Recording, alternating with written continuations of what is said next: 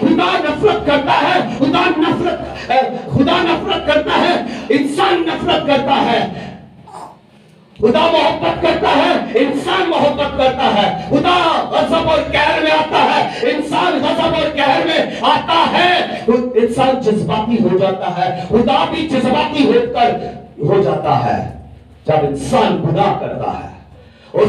जब नूह के ज़माना में गुनाह ने आसमान को छुआ, बदी का शोर आसमान तक पहुंचा। खुदा ने कहा मैं दुनिया को तहस नहस कर दूंगा, दुनिया को नबूद कर दूंगा। खुदा गुस्से में और कहर में आ गया। खुदा जज्बाती होकर ये फैसला करता है मैं तबाह कर दूंगा हर चीज को। तो आज इंसान यही नहीं करता, सरल सी बात हो जाए इंसान गुस्से में आ जाता है, तैश में आ जाता है, तैश नैश कर दूंगा, गज़ब में आ जाता है, कहर में आ जाता है, मैं मार दूंगा इसको, छोड़ दूंगा इसको। तो ये खूबी खुदा की फितरत है, जज्बाती फितरत है। और ये खुदा ने किसको दी? आदम को, क्योंकि आदम की खुदा से रफाकत थी। खुदा आदम को एक और चीज देता है, खुदा इख्तियार रखता है। खुदा एक कुदरत वाला है, खुदा ताकत वाला है, खुदा इख्तियार रखता है, खुदा हुक्मरानी करता है। और खुदा ने अपना इख्तियार आदम को दिया, खुदा ने अपनी कुव्वत आदम को दी, खुदा ने अपनी कुदरत आदम को दी। और खुदा चाहता था कि आदम हुक्मरानी करे। और खुदा ने कहा औरत पर भी तेरी हुक्मरानी होगी, जानवरों पर भी तेरी हुक्मरानी होगी। ये सारे जानदार जो पानी जमीन के ऊपर है, परिंदे परिंदे जो और चरिंदे, ये सब तेरे कहना मानेंगे। तू शेर से कहेगा इधर आ, शेर आएगा। चीते से कहेगा उधर जा, वो जाएगा। हाथी से कहेगा ये कर, तो वो करेगा, क्योंकि ये सब तेरे इख्तियार में है। और पानी के सब जानवरों पर तेरा इख्तियार होगा। खुदा का इख्तियार किस पर है? आसमान और जमीन पर। जमीन और आसमान की सारी मखलूकात और नीचे की सारी मखलूकात पर, पानी की सारी मखलूकात पर, जानवरों पर, परिंदों दरिंदों पर, चरिंदों पर, हर एक पर खुदा का इख्तियार है। और वही इख्तियार उसने आदम को दिया। औरत पर भी खुदा को ही इख्तियार दिया गया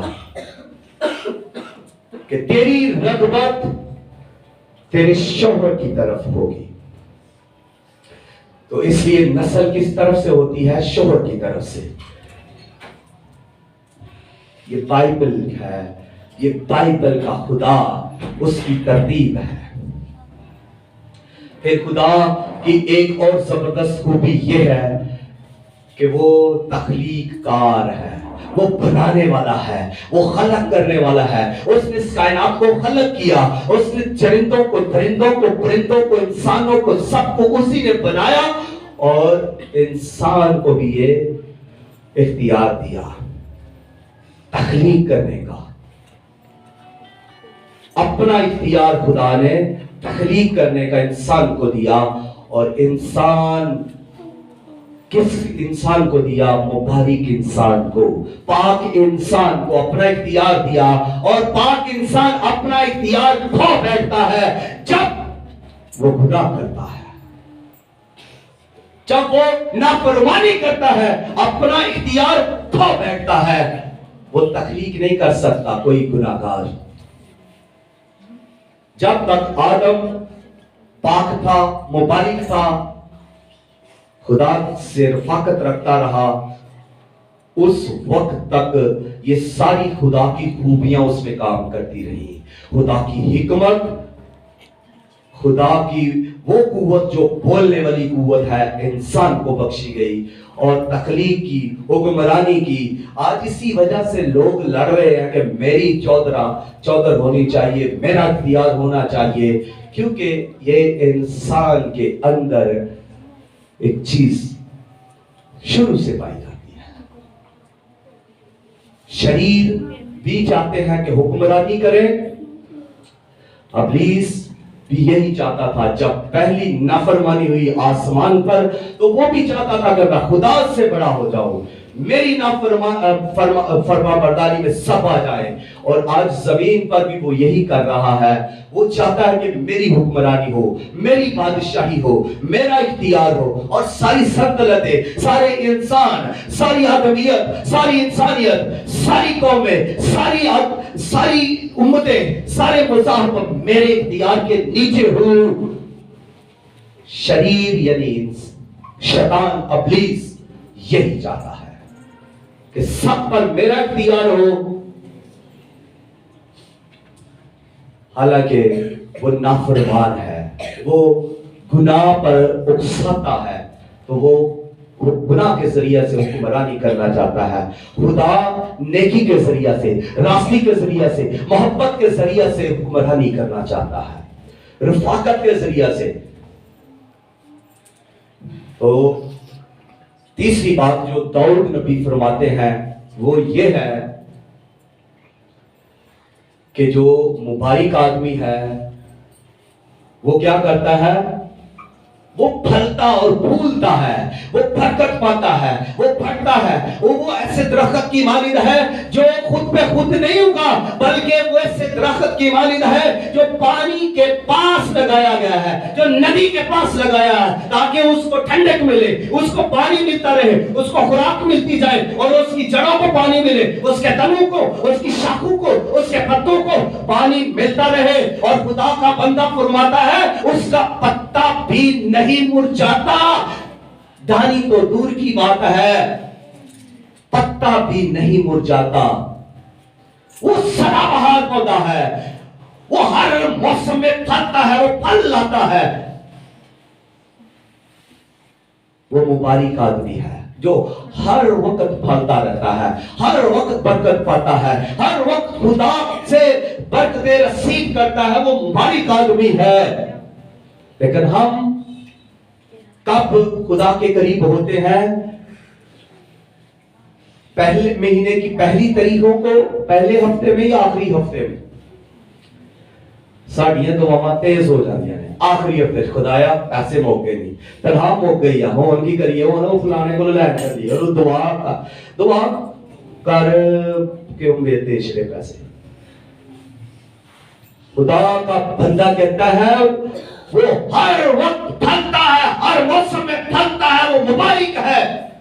मुबारक आदमी, पैसे नहीं खत्म होते, वो फलता रहता है, वो बरकत पाता रहता है, वो बढ़ता रहता है, वो खुश नमा दिखाई देता है, वो मुरझाया हुआ नहीं नजर आता।